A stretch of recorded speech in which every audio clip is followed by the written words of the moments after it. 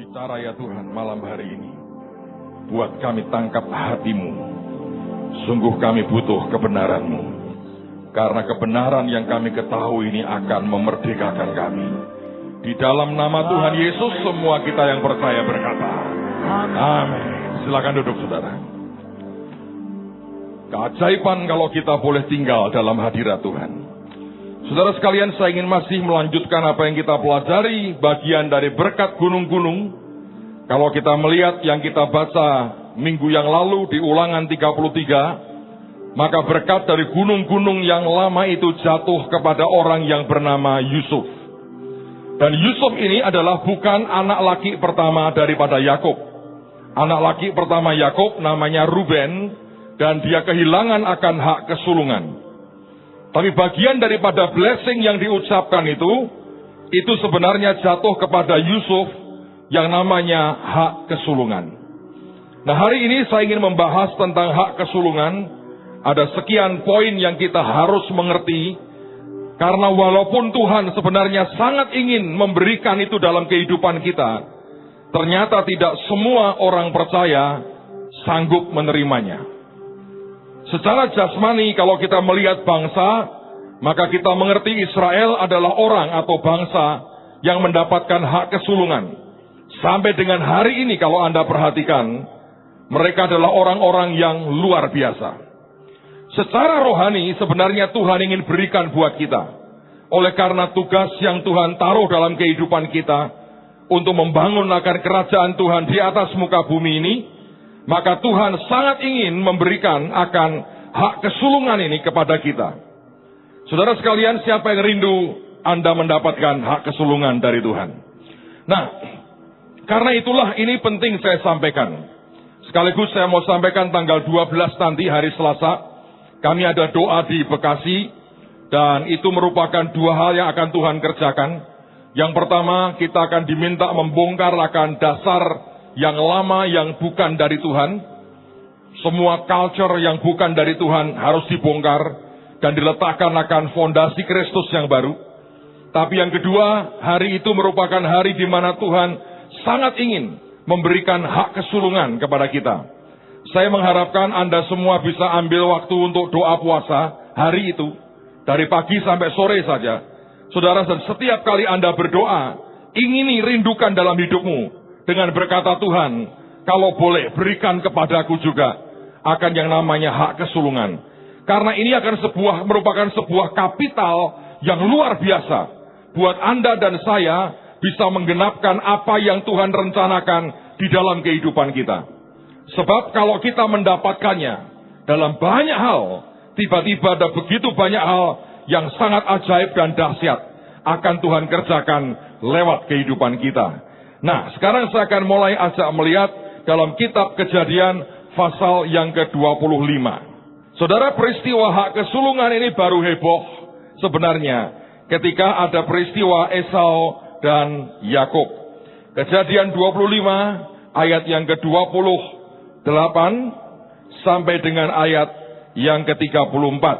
Ada beberapa poin saya berharap saya bisa bagikan dengan saudara pada hari ini. Kejadian 25 mulai ayat yang ke-28.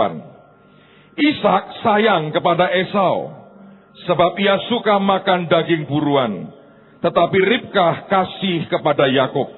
Pada suatu kali Yakub sedang memasak sesuatu, lalu datanglah Esau dengan lelah dari padang. Kata Esau kepada Yakub, berikanlah kiranya aku menghirup sedikit dari yang merah-merah itu, karena aku lelah. Itulah sebabnya namanya disebutkan Edom.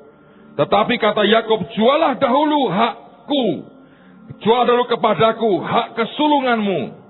Saud Esau, sebentar lagi aku akan mati. Apakah gunanya bagiku hak kesulungan itu? Kata Yakub, bersumpahlah dahulu kepadaku. Maka bersumpahlah ia kepada Yakub, dan dijualnyalah hak kesulungannya kepadanya.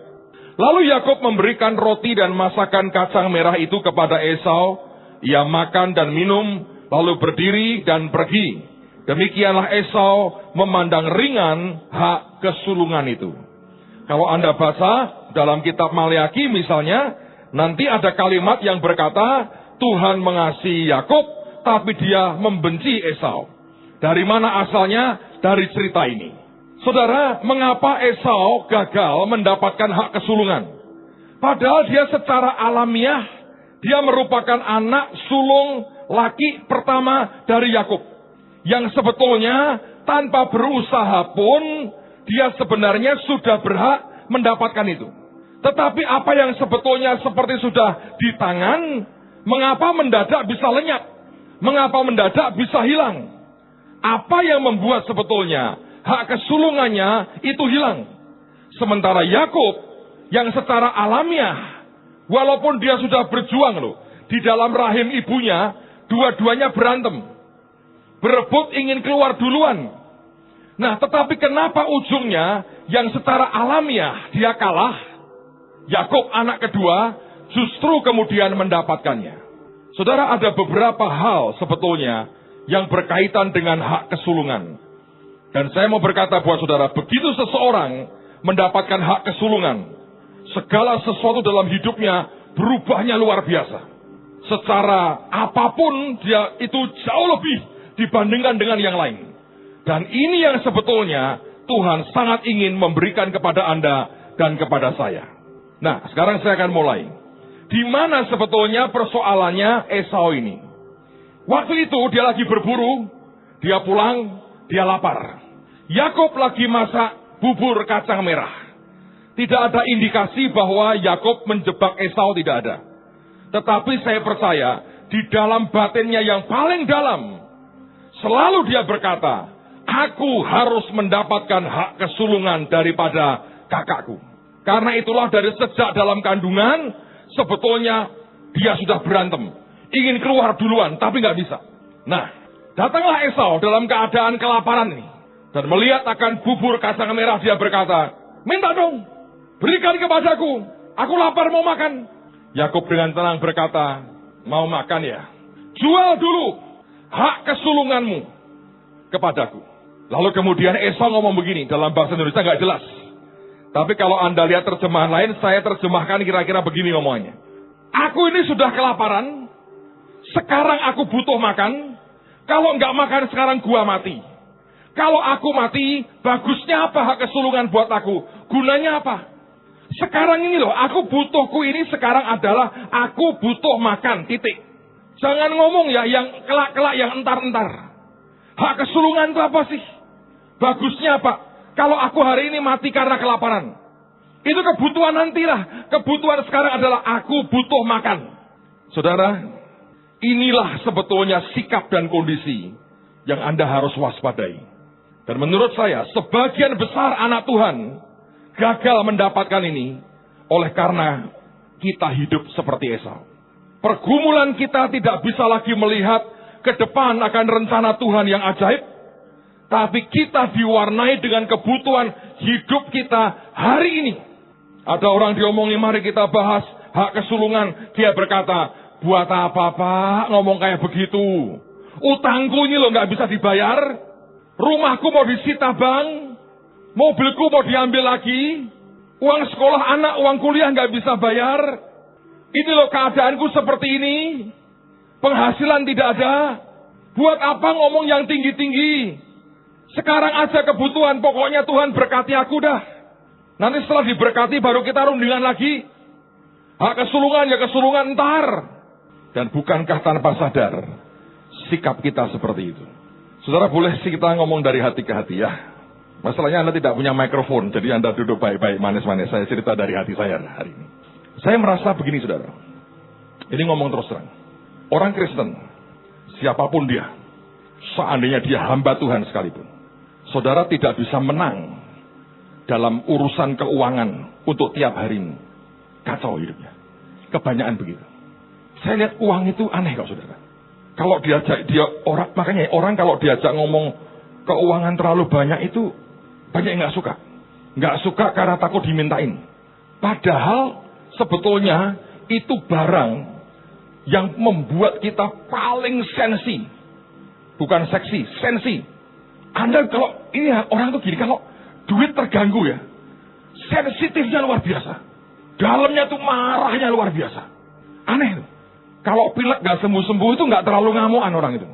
Nanti dia cium-cium bau apa minyak wangi, minyak angin, nggak sembuh, cium duit, waras. Aneh itu memang. Saudara, kalau Anda sakit berat gitu ya, itulah tumpuin duit itu, Anda kerkepi, itu kan waras, saudara. Hati bisa seneng banget rasanya. Ini kasarnya ini. Tapi begitu itu nggak ada. Waduh. Nanti ngomongnya sudah mulai ngaco, ngomong gini. Temanku yang nggak Yesus-Yesusan enak ya hidupnya ya. Sebetulnya dia mau nyalahkan siapa? Yesus. Tiba-tiba dia akan jadi orang maha benar. Nembak nanti, kanan kiri, nembak. Lalu kemudian dia akan bergaul, ngumpul sama orang-orang yang dianggap tidak banyak ngomong duit. Yang mengikuti jalan kemelaratan itu dengan bahagia. Ngikut dia di situ. Karena dia merasa tidak tertuduh. Sama-sama ngumpul. Nah, kemudian ketika dia ngumpul, ngomongnya begini. Iya, gereja sekarang ngomong duit. Lebih baik kita nggak usah ngomong duit ya, bro. Hidup cuma sementara. Mari persiapkan hati kita untuk mati. Yesus datanglah segera. Dia bilang, ogah, gua datang juga tidak kuangkat kau. Kenapa? Sebab dasarnya frustrasi. Nah, kita itu seringkali, saudara, sorry ya, tidak bisa jujur dengan hati sendiri. Ini sebetulnya masalahnya kan, Anda itu punya masalah keuangan, masalah keluarga, masalah pribadi ini. Tapi ngebomnya jauh banget. Mempertanyakannya sesuatu yang luar biasa. Sebelum kejadian, ada kitab apa, Pak? Wah, saya nggak tahu. Entah Kopinghu atau apa, saya nggak tahu. Tapi pertanyaannya bisa jauh banget. Harusnya kan gini loh. Tuhan, ini loh, kan kondisi hidupku begini nih. Gua problem nih. Suamiku begini, istriku galaknya luar biasa Tuhan. Tiap hari gua dicekik terus. Duitku habis terus Tuhan. Gimana? Itu lebih gampang menyelesaikannya. Daripada Anda bulet, nembak kanan, nembak kiri, dan berkata, mana Tuhan? Seringkali ya, kita ini sangat tidak bijak. Bukannya kita datang merendah. Seperti ketika ada rombongan Nabi yang nebang pohon, mata kapaknya jatuh kan? Datang ke Elisa, celaka Tuhanku, itu barang pinjaman. Elisa tidak berkata begini, lu cara nebangnya gimana? Lu pinjemnya ada notanya nggak pinjaman? Enggak tuh. Dia tanya apa? Di mana jatuhnya? Tunjuk ini loh, di sini, jatuh. Dia lemparin kayu, ngapung lagi mata kapaknya. Untuk membuat Anda dan saya lepas dari model keesauan begini, saudara. Saudara, mari kita jujur dengan Tuhan, ngomong apa adanya. Daripada diputer-puter. Lalu ada lagi yang begini. Jadi kalau kita diajar kelimpahan itu secara kebenaran, betul tidak? Apa itu bukan sebuah penyesatan? Malah mendiskusikannya begitu-begitu. Ya makin gak diberkati tuh. Apakah kalau Anda menyimpulkan itu sesat, terus uang sekolah anakmu kebayar besoknya? Enggak tuh. Nah, kita tuh gak mau jujur dengan diri sendiri. Seperti saya pernah cerita itu, tengah malam di SMS. Sudah begini. Tetap utang, Pak. Tuhan lupa kali ya sama saya. Iya kali, saya bilang. Lupa sama saya kan? Nanti ada menghadap Tuhan, dia bilang, lu siapa? Anakmu. Nggak pernah Pak melahirkan anak begitu. Jorok begitu nggak pernah. Kop. Hati nggak pernah bisa jujur, saudara. Pak, bagaimana mengatasi kenyataan saya sehari-hari? Saya bilang dua hal. Satu, belajar firman. Kejar Tuhan. Menangkan itu semua. Pilih jalan Tuhan daripada jalan manusia yang gampang. Yang kedua, jujur sama Tuhan apa adanya. Itu jauh lebih baik. Nangkap, saudara? Esau itu di mana masalahnya? Ya begitu. Aku mau mati nih, aku mau mati. Sudahlah Yakob, gak usah ngomong itu. Gue butuh makan sekarang. Yang perlu makan. Tahu gak? Cek. Yang penting itu. Ini kalau belum giling, gak bisa ini. Mumet saya semua. Makan. Nah, kalau ketanggor Yakob, bubar, saudara. Tahu dia minta apa? Jual hak kesulunganmu. Berapa banyak orang sebetulnya ketika dia sangat bermasalah nih dengan kehidupan sehari-hari ini dan nggak bisa menang, terus merambat. Saya dengar seorang ibu berkata begini, orang Kristen sombong-sombong ya Pak? Kenapa? Ke gereja masa pakai perhiasan berlian-berlian begitu? Memang kenapa? Kan menyinggung saya, Pak. Apa urusannya? Saya nggak punya. Apa urusannya toh? Wong itu bukan berlian juga menurut saya sirkon kok. Segede-gede jempol, Pak, ya nggak mungkin tuh berlian dipakai. Mungkin juga sih kalau kita mungkin saudaranya gede-gede begitu, narsis sedikit. Tapi apa hubungannya? Dengan kesombongan itu apa hubungannya? Itu karena kita terlalu sensi dan kurang seksi secara rohani. Saya berdoa, mari kita jujur dengan Tuhan. Sebab kalau model Esau ini nggak Anda singkirkan dari hidupmu. Dalam hal kehidupan, keuangan sehari-hari, kita nggak bisa menang, saudara. Waduh, repot. Alkitab berkata, ibadah disertai rasa cukup memberikan keuntungan yang besar. Kata firman. Dan Tuhan mau itu. Nah saya kok nggak bisa, Pak? Ya itu yang salah di situ. Harusnya kan berdoa, kejar Tuhan, baca Alkitab. Bukan terus tembak kanan, tembak kiri. Makin nggak selesai di sini, saudara. Dan makin parah keadaan kita. Hari ini saya berdoa, Tuhan mulai usik hati kita lah. Harus itu. Kalau tidak mau bagaimana? Nah, Yakub bagaimana? Yakub beda. Dia berkata gini, jual. Jual. Saudara, kata jual itu ada unsur begininya. Seperti kamu kan punya anak perempuan, berikan supaya aku kawini. Dijual tuh dikawini. Saudara, kalau Esau berkata, ini nggak penting, yang penting makan.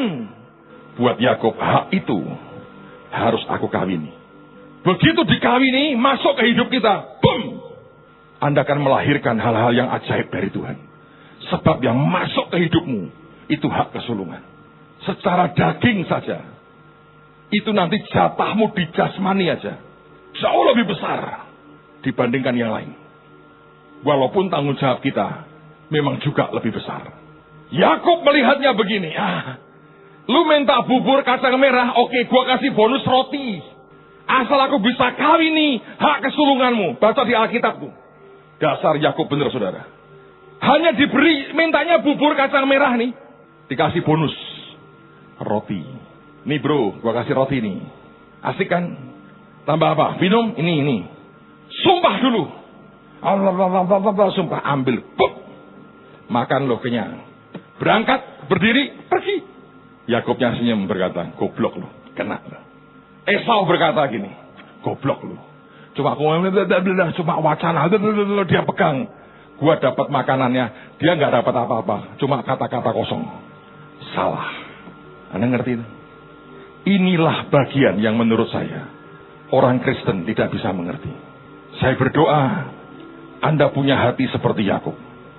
Dan ini hati yang luar biasa. Dia berkata, aku mau nih. Ini harus masuk ke hidupku. Nyatu dengan aku. Dan melahirkan hal-hal yang ajaib dalam kehidupan kita. Oke, sekarang kita baca lebih jauh. Kejadian pasal yang ke-27. Kejadian pasal 27. Lihat pada ayat yang ke-15 dan juga ayat 26 dan 27. Kejadian 27 mulai ayat yang ke-15. Lalu kita lompat ayat 26 dan 27. Kemudian Ribkah mengambil pakaian yang indah. Sebetulnya ini jubah yang indah. Kepunyaan Esau, anak sulungnya. Pakaian yang disimpannya di rumah. Lalu disuruhnyalah dikenakan oleh Yakub, anak bungsunya. Jadi Yakub hari itu memakai jubahnya siapa? Esau. Ayat 26 sekarang. Berkatalah Ishak ayahnya kepadanya, datanglah dekat-dekat dan ciumlah aku, anakku. Lalu datanglah Yakub dekat-dekat dan diciumnyalah ayahnya. Ketika Ishak mencium bau pakaian siapa? Yakub, bukan Esau. Baca itu. Lalu datanglah Yakub dekat-dekat dan diciumnyalah ayahnya. Ketika Ishak mencium bau pakaian Yakub, diberkatinyalah dia. Saudara, ini yang Anda harus mengerti. Secara rohani, ini yang Anda harus pahami. Ribkah mengerti, untuk orang mendapatkan hak kesulungan, dia harus punya jubah anak sulung. Nanti kalau Anda baca kisahnya Yakub, Anda mengerti Yusuf ketika umur 17 tahun, sudah diberikan jubah yang maha indah. Yang lain tidak, Yusuf diberi. Tanda sebetulnya bapaknya berkata, jatuh ke kamu saja nak, hak kesulunganku. Hari itu Esau juga punya jubah yang indah. disimpan di rumahnya. Dan ketika Ribkah sadar, ini waktunya hak kesulungan harus jatuh kepada Yakub, maka dia panggil Yakub, dia berkata, kau pakai jubah kakakmu. Mengapa jubahnya penting? Karena dengan jubah kesulungan Anda mendapatkan hak kesulungan. Begitu dikenakan, ketika dicium oleh ayahnya, Alkitab mengatakan, ketika diciumnya, baju siapa? Yakub, bukan Esau. Saudara, apa yang tadinya seperti dipinjam, ini seperti orang pinjam, seperti dipinjam, itu berubah jadi miliknya. Saya mau ulang lagi, dengerin baik-baik. Saya harap Anda menangkap ini. Yakub tadinya hanya pinjam jubah Esau, tapi yang dipinjam ini tiba-tiba berubah jadi miliknya. Makanya Alkitab berkata ada namanya jubah Esau, lalu berubah jadi jubahnya Yakub. Lalu Anda bertanya, Pak, apakah bisa? Ya, bisa. Jubah itu bisa diturunkan, dan ternyata bisa dalam kasus ini dipinjamkan. Seperti siapa Pak diturunkan? Harun misalnya. Harun ketika dia mau mati, Tuhan berkata, naik ke gunung bersama dengan anakmu dan Musa. Tanggalkan akan jubah Harun dan berikan kepada anaknya Eliezer. Begitu dilepas jubahnya, Harun langsung mati. Elia ketika terangkat ke surga, jubahnya turun dan sampai kepada Elisa. Dipakai oleh Elisa, semua berkata, roh Elia hingga pada Elisa. Jubah bisa diturunkan, bisa diberikan. Tapi kasusnya ini bisa dipinjam. Walaupun Esau tidak tahu. Sebetulnya di dalam pelayanan, dalam kenyataan secara rohani, Anda dan saya juga bisa. Kok berani ngomong gitu Pak? Firman ngomong begini. Yang kedua, saya ini sering ngalami, saudara. Ini saya mau cerita hidup saya lagi sedikit. Satu hari saya ketemu dengan Pak Adi Sutanto, ketua sinode kita. Dan beliau dengan terus terang jujur ngomong begini sama saya. Dari awal sebetulnya Anda itu tidak masuk hitungan saya. Bahwa Anda itu satu hari akan jadi pendeta, jadi gembala sidang. Enggak. Dulu kita sama-sama dari SMA, jadi Pak Adi itu ngerti semua dari SMA sama-sama. Dia bilang sesungguhnya Anda bukan orang yang saya perhitungkan akan jadi hamba Tuhan. Dan buat dia adalah hal yang mengagetkan bahwa kenyataannya saya jadi hamba Tuhan sampai dengan hari ini. Lalu saya merenung akan hidup saya. Saya bilang, Tuhan, kalau dia, Bapak rohani kami mengatakan aku gak diperhitungkan, berarti ada sebuah periode dalam hidup saya ini yang betul-betul orang tidak lihat sesuatu apapun modal untuk mengabdikan hidup saya jadi hamba Tuhan. Lalu kenapa Tuhan akhirnya memberi sampai dengan hari ini? Dan di situ saya mulai dibuka Tuhan. Nah, tanpa kau sadari, ada satu hal yang selama ini engkau kerjakan. Engkau ini hobinya pinjam jubahnya orang lain. Seperti ini. Ambil, pakai sebentar. Klak, masuk. Balikin, itu punya dia. Tapi engkau punya sendiri. Entah itu bentuknya fotokopinya atau apa, saya nggak tahu. Tapi akan seperti itu. Terus saya perhatikan, iya ya. Hidup saya itu begitu, saudara. Saya kalau lihat satu orang ya, hamba Tuhan, Benny Hinn gitu. Wah, saya bilang, ini luar biasa ini. Pertama kali saya KKR lihat dia di Toronto itu, dahsyat sekali. Sejak itu setahun bisa 2-3 kali saya ke Amerika. Hanya belajar, duduk, dengerin dia. Ajaib loh. Tiba-tiba seperti orang pinjam, karena itu begitu mengingini. Saya nggak ingin karunia-karunianya dia. Saya bilang ini orang ya. Aneh loh. Begitu dia ajak orang nyembah, itu atmosfer bisa berubah. Yang orang lain nggak bisa. Boleh nyanyi lagu yang sama, boleh modelnya sama, boleh ngasih tanda begininya sama. Hasilnya nggak ada. Tapi ketika saya pelajari, saya dekat, saya cari Tuhan. Tiba-tiba saya bilang, somehow ada yang nempel. Entah Anda nyadari tidak. Kadang-kadang itu bisa muncul. Itu warna gitu muncul. Dari mana itu? Saya pinjam jubahnya. Dia nggak tahu saudara. Dia nggak tahu. Dan itu yang membuat sebetulnya berubah. Tapi saya sadar, kalau saya buat KKR kesembuhan seperti Benny Hinn, berat. Wire harus sekian ratus, keyboard harus begini, lighting begini, semua sempurna. Masuk desa bubar saudara kayak begitu. Gak mungkin. Terus saya kenal orang namanya Peter Youngren. Saya terjemahkan beberapa kali, saya bilang, wah yang ini lain. Sederhana banget. Modal cuma satu lagu. Tuhan Yesus tidak berubah. Kemana-mana ya cuma satu lagu itu tok. Saya bilang ini luar biasa ini. Saya deketi. Saya bilang, pinjam ya. Saya pasang di badan. Tiba-tiba saya KKR. Murah meriah aja lah. Kayak Peter Youngren. Nggak usah bangun choir ribuan orang. Murah meriah saja. Dan di mana-mana kita lihat. Tuhan kerja dengan dahsyat. Sekian tahun lalu saya KKR di Aceh, Banda Aceh. Ada ibu yang hamil itu bayinya di luar rahim. Saya nggak tahu tuh bagaimana caranya. Dokter berkata tinggal tunggu waktu mati nih anak. Sudah nggak mungkin. Karena lahirnya itu di luar rahim. Ini ibu di Banda Aceh. Saya baru tahu belakangan, saudara. Baguslah, supaya nggak sombong. Jadi dia minta didoain, saya doain. Dan saya lupa itu, karena sudah sekian lama. Terakhir saya diberitahu, Pak, Bapak tahu nggak? Itu yang lahir, yang kandungan di luar rahim. Didoain.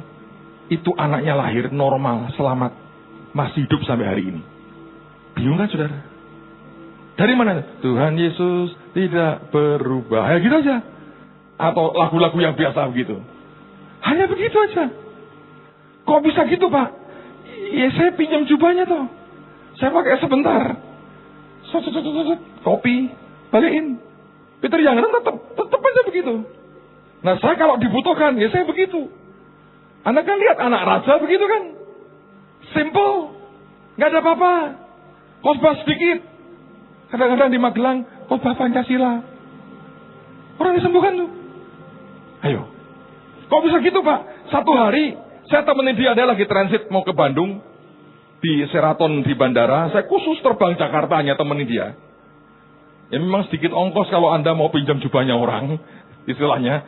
Saya duduk nemenin dia lagi malah asik mainan HP baru. Dia ngomong begini, aku dikasih HP baru nih, nggak tahu gimana caranya, takut aku lagi pelajari. Saya bengong, saya bilang, lu nanti malam mau KKR di Bandung, sore-sore jam 2:30 masih mainan handphone.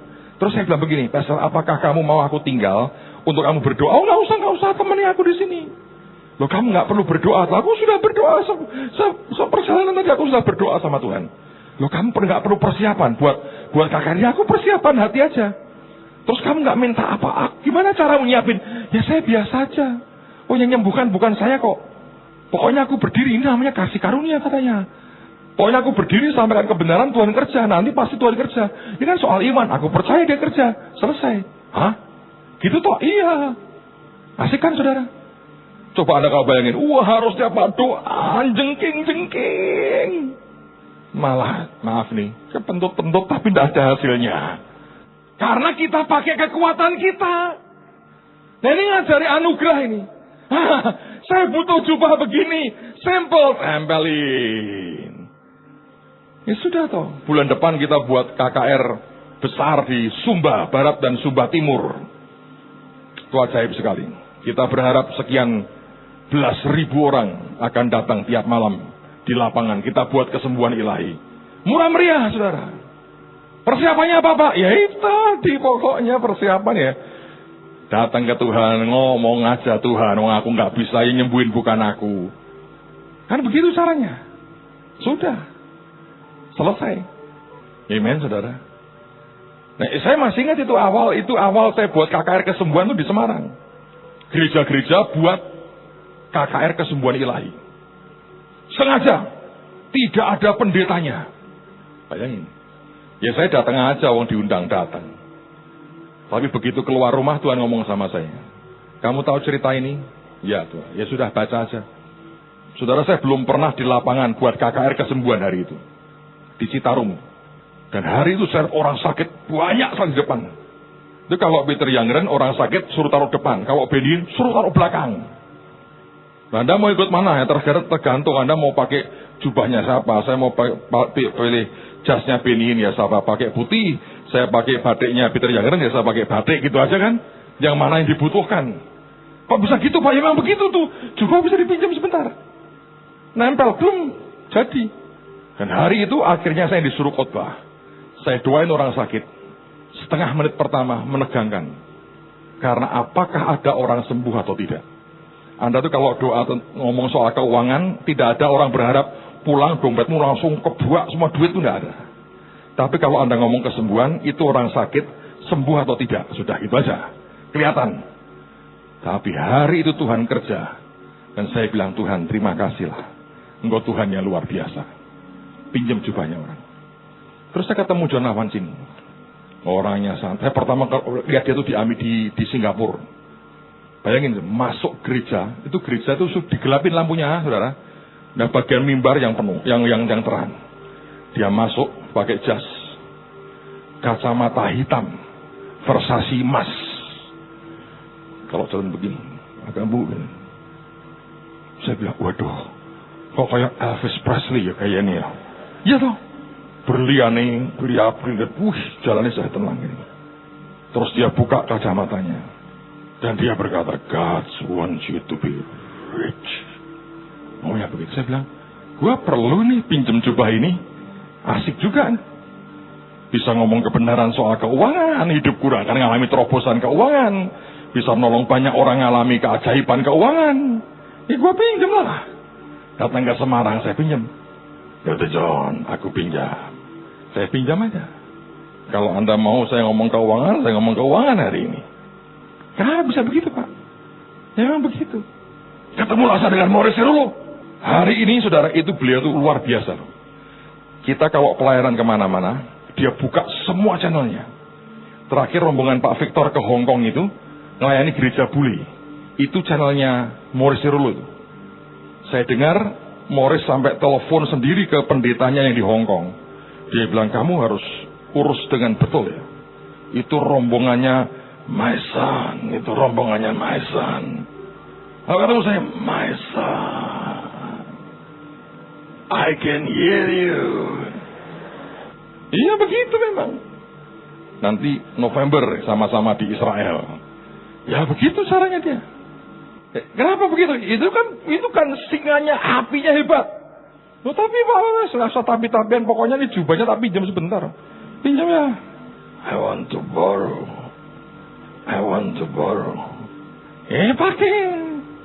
Pakai sebentar kembaliin.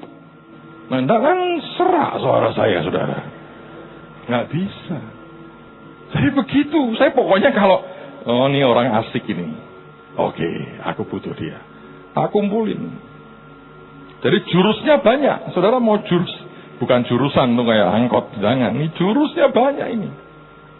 Dari mana itu? Ini jubah ini loh. Nah, banyak orang bergaul dengan orang-orang begitu ya, yang diambil cuma bergaulnya untuk sosialita aja. Hidup sosial aja, enggak. Ya kita bersosial dengan mereka bagus sih. Apa ruginya? Enggak ada. Tanggal 3 kemarin kan Benny Hindi berkati ulang pernikahannya. Saya diundang, saya ditelepon sekretarisnya. Dia bilang, Pastor Benny, tanya kamu bisa ikut nggak? Datang, nggak bisa, gue SARK di Jakarta. Karena ini cuma sedikit yang diundang katanya. Waduh, saya mau banget. Tapi pesawat jetku belum datang, jadi saya nggak bisa terbang dari Semarang. Kalau ada mungkin bisa kali ya. Balik. Halo, foto bersama, balik lagi. Mungkin bisa kali. Tapi belum, saudara. Mungkin tahun depan, saya nggak tahu. Tapi saya bilang, ya nice kalau anda berteman begitu, bagus. Tapi apa bagusnya berteman tok? Menurut saya nggak mau, saya ambil jubahnya. Pinjam saudara. Nah saudara Anda sebetulnya bisa seperti itu. Tapi kan saya tidak kenal pribadi Pak. Ada bukunya, ada CD-nya, ada kasetnya, ada rekamannya, ada penyembahannya, ada apapun. Anda ingini Tuhan menghargai keinginan saudara. Tapi kalau kita kebanyakan begini, nah itu kan dia, bukan saya. Jelas memang. Kalau itu Anda mulai ungkapkan, ya selesai. Jubah ini nggak ada gunanya. Nggak ada. Saya berdoa, Anda cukup cerdik ini. Karena Alkitab berkata, Ribkah ini bilang sama Yakub, yuk, pakai nih jubah kakakmu. Ini jubah kesulungan ini. Nanti bisa nempel ke sini. Ketika dicium oleh Yakub, ini bau jubahnya Yakub. Diberkati, saudara. Turun, selesai, kembalikan jubahnya. kabur dia. Tapi dia mendapatkan yang luar biasa dan yang terbaik. Saudara sekalian, Tuhan sangat ingin melengkapi hidup kita. Percayalah, sangat ingin. Dan saya berdoa, Tuhan akan tangkap hatimu tiap saat dan berkata, ikut aku. Dan kalau itu terjadi dan Anda ikut Tuhan, ada banyak hal yang luar biasa akan Dia buat dalam hidup kita. Amen, saudara. Nah, yang berikutnya, kalau Anda baca, Yakub berkata begini. Maaf, Ishak berkata begini. Datang mendekat, nak, cium aku. Kenapa minta dicium? Saya pelajari kata cium di sini juga artinya catch the fire. Tangkap apinya. Dia bilang, nak, kau bisa tangkap gak sih api? Di dalamku ada berkat Abraham dan berkat Ishak. Tuhan akan membangun sebuah bangsa besar. Ini bicara masa depan. Esau gak bisa. Esau bicara kebutuhan dia, makan dia hari itu.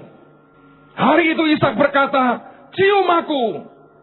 Dia berkata, tangkap dulu apinya. Ada orang berkata, Pak, saya mau ini, saya mau itu. Untuk apa Anda ngerti nggak? Saudara bisa membaca nggak passionnya Tuhan? Saya tiap kali saya ketemu ya orang-orang dipakai Tuhan begitu. Saya ngomong terus terang Tuhan. Kalau dia pulang meninggalkan gereja ini dan kota ini, bagaimana caranya? Itu karunia-Nya, jangan pergi. Itu karunia harus tinggal di sini, jangan pergi. Kalau hanya sekali datang, setahun sekali, layani sekian ribu orang, nggak berguna banyak. Ada jutaan orang Indonesia butuh karunia ini, melayani mereka. Dan saya berkata, jangan pergi Tuhan. Saudara tahu yang saya disuruh Tuhan, saya ngomong apa adanya. Dia bilang, pinter nak kayak Yakub. Saudara, saya ngomong terus terang. Begitu ada hamba Tuhan datang, saya tuh, kita kan mesti memberkati mereka kan saudara ya. Mereka juga keluar tenaga, ngajar. Kita hormati pengurapannya. Kemudian mereka juga butuh biaya untuk tiket dan sebagainya. Ministry mereka juga besar-besar membutuhkan akan biaya. Saya selalu berdoa, Tuhan, Engkau mau kami gereja ini memberkati berapa? Dan begitu Tuhan ngomong sesuatu, saya beri saudara. Itu seperti itu saudara. Bukan dia menjual, dia enggak. Saya bilang, gua mau. Karena saya berdoa, biar tinggal di Indonesia Tuhan, tinggal di antara kami. Kami butuh, desa-desa butuh, pulau-pulau butuh. Kalau ini setelah ini mereka pulang, hanya memberkati gereja kita, ya bagus buat kita. Tapi kota lain nggak kena akibatnya. Tapi kalau karunia itu bisa stay, bisa tinggal di sini, bangsaku akan diberkati. Nah itu passion, fire yang Tuhan mau. Bukan hanya untuk kepentingan kita, tapi melihat jauh ke depan. Apa yang sedang Tuhan kerjakan dan apa yang Dia rencanakan atas hidup kita. Makanya Dia berkata, cium nak, cium nak. Dan dengan itu sebetulnya kalau Anda mempelajari dengan sungguh-sungguh, hak kesulungan atau blessing atau warisan apapun, sebetulnya itu keluarnya, lahirnya itu sebenarnya ngalir bersama dengan cinta. Itu nggak bisa tanpa ada perasaan yang nyambung, itu nggak bisa. Makanya Ribkah berkata, pakai jubahnya kakakmu supaya kamu dianggap Esau. Karena kalau dia ngerti kamu Yakub, nggak nyambung ini. Karena Yakub nyambungnya sama Ribkah. Nah Ribkah sadar, dia nggak punya otoritas memberikan hak kesulungan yang punya suaminya. Dia bilang, pakai pakaiannya kakakmu supaya hati ayahmu itu nyambung ke kamu. Sama dengan Yakub kepada Yusuf, nyambung hatinya. Harusnya dia mau berikan ke Ruben, tapi Ruben terlalu kurang ajar. Dan di situ sebetulnya Anda harus mengerti, kalau nggak ada cinta itu nggak bisa. Saudara, Anda bergaul dengan siapapun, kalau batinmu sudah nggak ada hubungannya, sudah nggak nyambung, rusak. Apapun yang disalurkan akan terbuang. Semua saluran air yang pecah itu membuat banjir yang tidak penting, becek semuanya. Tapi saluran air yang oke, maka semua blessing, air berkat itu ngalir lewat kehidupan kita. Itu jadi luar biasa.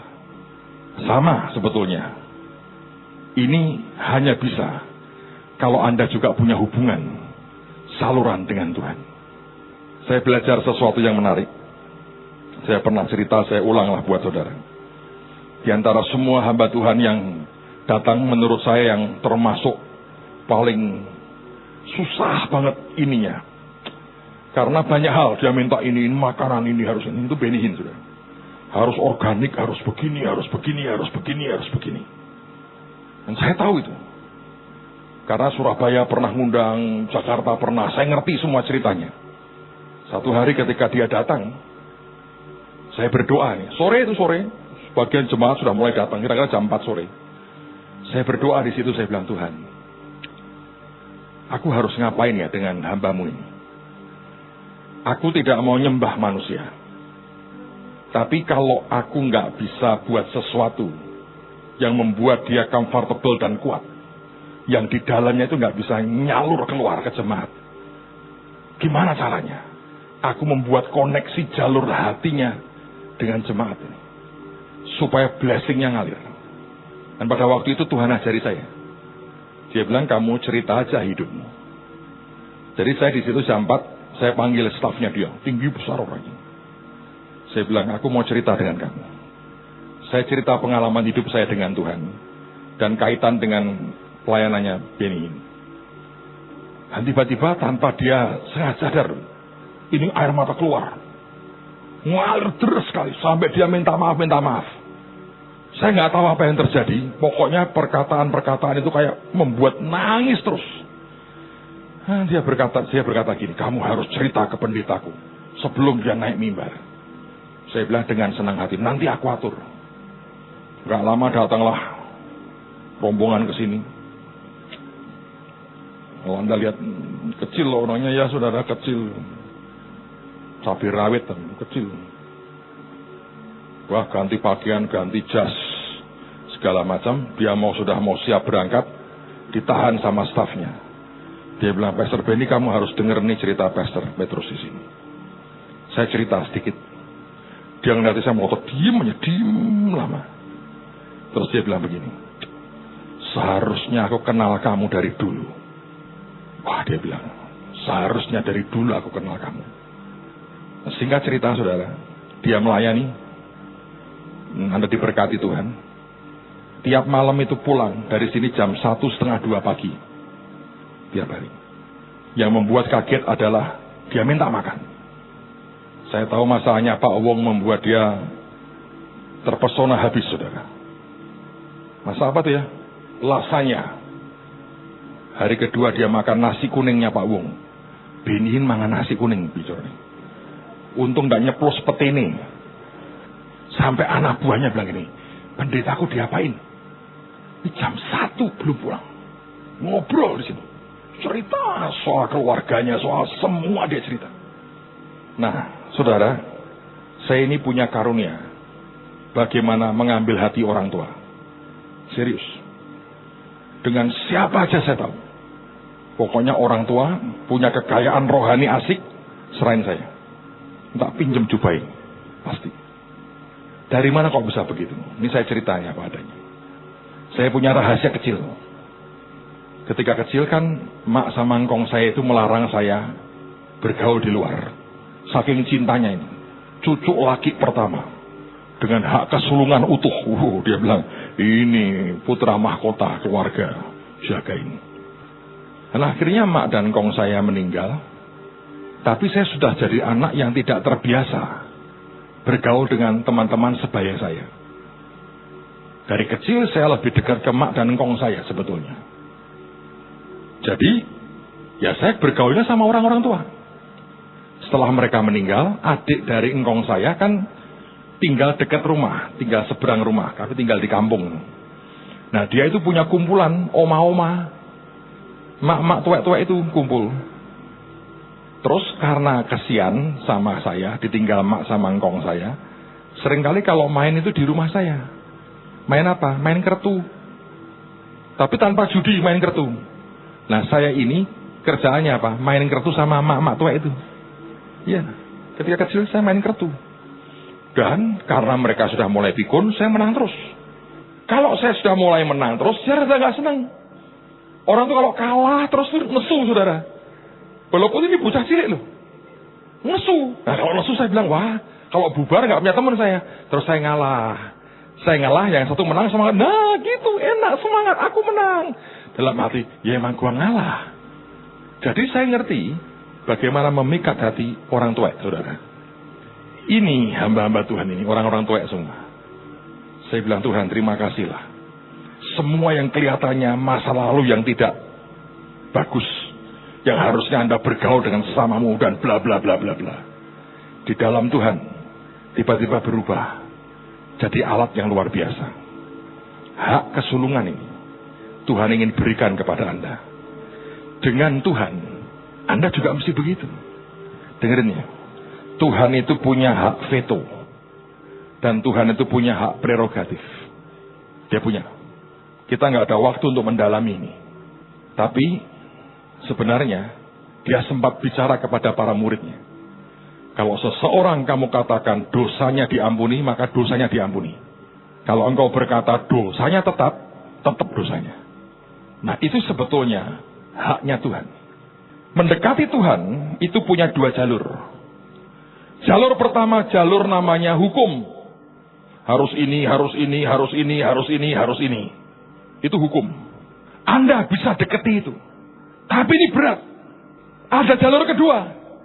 Namanya jalur hubungan, relationship. Yang kedua ini cuma Anda jalan dengan Tuhan aja. Bergaul. Nah ini lebih tinggi daripada hukum. Lebih tinggi daripada hukum. Saya beri contoh.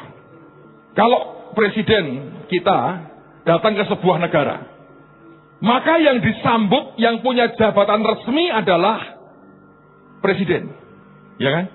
Tapi kalau seandainya beliau ngajak cucunya, cucu ini suruh ngantri imigrasi atau ikut digandeng Pak Presiden ikut masuk VIP.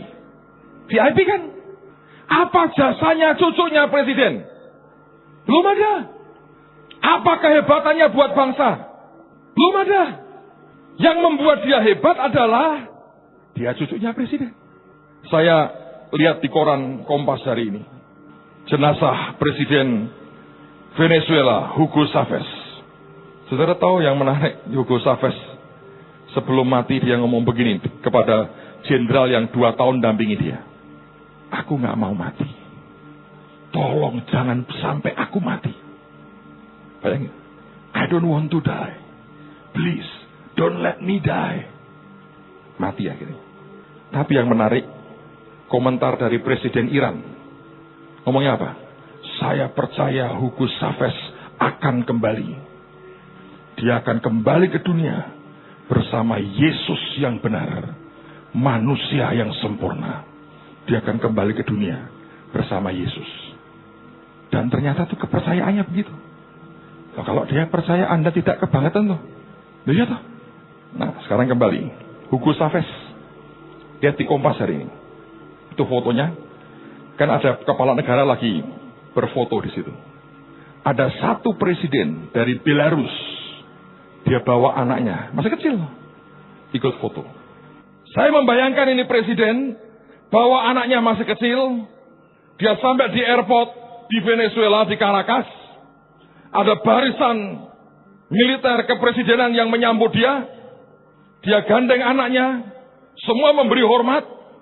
Tidak mungkin senapannya menceng begini. Kenapa? Hanya menghormati bapaknya, anaknya tidak, makanya menceng. Nggak ada. Dia naikin full. Siapa yang dihormati? Bapaknya, anaknya ngikut, saudara. Nggak ditanya apa-apa, bapaknya dikawal, dia ikut dikawal. Iya toh. Bapaknya nginep di mungkin hotel terbaik, dia nginep di kamar yang sama mungkin. Itu bukan karena jasanya, bukan karena dia hebat, bukan karena hubungan. Nah celakanya seringkali kita nggak punya hubungan dekat dengan Tuhan, dan kita berkata, saya nggak percaya hukum-hukum seperti ini. Nah Anda di tengah-tengah, kacau hidupnya. Kalau orang itu hidup karena hubungan, ajaib, sungguh ajaib. Tiba-tiba ketika orang berkata, loh kamu kok enak-enakan? Sama siapa? Tadi pagi saya cerita satu hari kami pergi ke Amerika sekian belas tahun lalu. Di sebuah kota kecil ketemu dengan seorang dokter, saudara. Masih muda, ganteng, sudah pensiun. Uangnya banyak. Hobinya terbang. dengan pesawat kecil yang dia punya. Nginep di rumah dia, besoknya dia berkata begini, aku punya pesawat, tempat duduknya 6. Siapa 5 di antara kalian mau ikut saya menuju kota berikutnya? Yang lain naik mobil seharian. Yang lain santai, pagi-pagi mereka berangkat, kita santai, breakfast dulu, lalu terbang. Dia berkata, nanti aku ajak kamu berhenti di sebuah airport sementara, dan ada restoran enak, nanti kita makan di sana. Saudara, akhirnya diputuskan yang pria-pria ikut naik pesawat, yang perempuan-perempuan ikut naik mobil. Karena yang cewek takut. Kita lebih nekat-nekat, kita naik pesawat kecil di Amerika. Nah, dari teman-teman ini kebanyakan bahasa Inggrisnya aeo. Jadi kalau ketemu nggak ngobrol dengan mereka, ngerumpi sendiri. Ngomongi pecel, ngomongi sego kuning, ngomongi sego langgi enak ya. Wah, ini ana pecel enak. Karena sudah lama di Amerika, jadi sudah kepengin makanan Indonesia. Nah, saya kan harus ngeladenilah ngomong dengan orang-orang itu, termasuk ngobrol sama si dokter ini. Saya ngerti, ini dokter kaya banget. Dia bilang, aku sudah cukup uang, aku mau pensiun aja, nikmati hidup. Terus dia ngomong, besok kita akan makan, aku yang bayar semua. Itu restoran enak sekali, jarang sekali ada restoran di airport yang enak. Besok kita ke sana. Oke. Saya ngobrol dengan dia, yang lain kan nggak dengar, saudara. Terbang kami, terbang. Sebelum terbang lihat radar dulu di kantor di airport itu, ketahuan. Oh, dia ngerti ini. Dia ambil printnya, dia terbang. Asik sih. Akhirnya kita mendarat. Tengah hari mendarat, saudara, masuk restoran. Keren restorannya. Di airport gitu. Keren. Airportnya kecil, saya lupa namanya. Yang saya lihat, saya masih ingat adalah helikopter tempur Amerika yang gede itu. Nongkrong di situ. Saya bilang, mengerikan. Duduk, kasih menu, saudara. Nah, ini problem orang Indonesia. Satu, begitu lihat menu, orang mudeng. Ki mangan apa ya? Karena bahasanya kan bahasa aneh-aneh semua. Terus geser ke kanan. Cari apa? Harganya berapa? Nah, kami itu ada yang pegang kas. Lihat gitu, langsung ngomong sama saya gini. Ya larang-larang loh. Duitnya awake dhewe ora cukup iki. Mosok wong 6 sing bayari dene kan ra enak. Ya saya diam aja, saya bilang, cukup. Nggak mungkin lah cukup, tak itu larang ki. Lawang semak nulis, rakno nulis yang 15, 20, iki dolar. Ya bener juga. Kalikanlah 10.000 berapa, saudara, ya toh? Ya, wah nggak cukup duit kita. Tenang, cukup. Pokoknya apa duit ngirit. Saya diam aja. Sekarangmu pokoknya sesuai imanmu lah. Saya kan nggak ngomong bahwa saya diberitahu, saya biarin, saudara. Kadang-kadang saya godain mereka supaya mereka belajar lebih baik. Lihat menu begini, saya kan sadar, aku mesti nggak mungkin bayar, aku dibayari. Yang tadi semalam sudah ngerasani saya, aku punya member, aku di diskon besar, nanti aku yang beresin. Saya juga baca nggak mudeng, saudara. Iki makanan opo tuh? Mau tanya kok deso, mbak, oh mbak ya, bukan ya? Panggil pelayan sok-sok gini. Ini apa ya? Ini apa? Masa tanya? Tiap kali kan deso banget toh. Walaupun ya untuk deso memang. Nah, saya punya ilmu. Satu, sing bayari dia. Kedua, saya paling enak pasti yang paling mahal. Sudah. Semua pada pilih yang nggak terlalu mahal, sungkan. Wah, kalau bawa orang-orang sungkan itu ada enaknya juga. Asal kita nggak sungkan, kita nikmati semua. Saya ambil yang paling mahal. Saudara, keluarlah makanan. Yang lain keluar semua duluan. Dokternya karena dokter. Makan salad. Yang lain keluar, ada sandwich sepotong begini. Ngomong ini, ya ora warak, ya tak cokot ben telu entek ngene iki pe. Lah kok milih iku? Nah sing iki pokoke ora larang. Wadah sing untuk sayuran semua. Kowe kok mangan godhong-godhongan, tumbuh-tumbuhan kayak kambing langsung wis. Kita kalau ngerasanya pakai bahasa Jawa, ketawa sendiri, dokternya nggak tahu. Yang terakhir keluar hidangan saya. Stik gede, saudara. Ditaruh di meja saya, pelek. Semua dulu. Gue larang ya. Ngerti, aku ngerti larang. Sekarang mari kita berdoa. Ngucap syukur ya masing-masing untuk makanan yang di meja, di depan meja kita. Ngucap syukur. Makan mereka. Godhong tenan iki. Saya makan steak, saya bilang, waduh. Daging kok iso enak kayak gini ya. Terus mereka bilang, aku isi dik. Ojo rapi, rak sopan, tak sopan. Ning Amerika iku ora ning Semarang, ning Semarang dadi empal namanya. Saudara ngerti nggak? Kenapa saya terima itu? Karena ini hubungan. Selesai mau terbang lagi saya berkata, saya ngomong sama dokternya, wah ini restoran betul katamu fantastis. Teman-teman, ora menggodong-godongan kok kambing awake dhewe fantastis apa lu daging lah kan kowe ya justru itu aku bilang. Itu loh saudara. Nah kita hari ini dengan Tuhan itu bahkan gimana ya, cara mendekati kita pun membuat moodnya hilang. Bener. Tuhan lagi hadir, kita malah ini utangku piye. Bayangin.